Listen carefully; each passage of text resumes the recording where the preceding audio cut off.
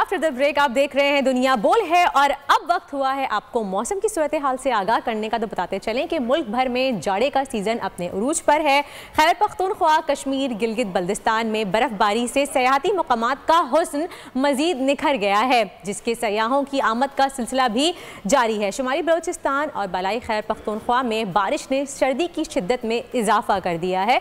महकमा मौसमियात में खैबर पख्तूनख्वा, गिलगित बल्दिस्तान और कश्मीर में आज मजीद बादल बरसने और पहाड़ों पर बर्फबारी की पेशगोई भी कर दी है।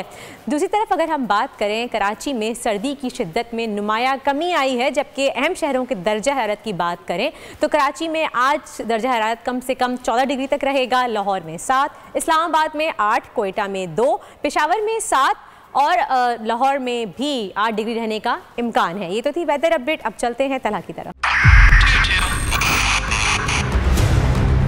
2022 बहुत सारे तोहफे भी देखे गया पाकिस्तान की आवाम को। पाकिस्तान की आवाम को एक तोहफा ये दिया कि आवाम को पता चल गया कि पाकिस्तान का मीडिया क्या है। साल 2022 में सबसे ज्यादा देखे जाने वाला चैनल बोल न्यूज रहा नंबर 1। हमने बहुत सारे शोज और ट्रांसमिशंस की, पूरा साल मुसलसल जदोजहद में निकल गया कि ये वोट ऑफ कॉन्फिडेंस के पीछे कौन लोग थे।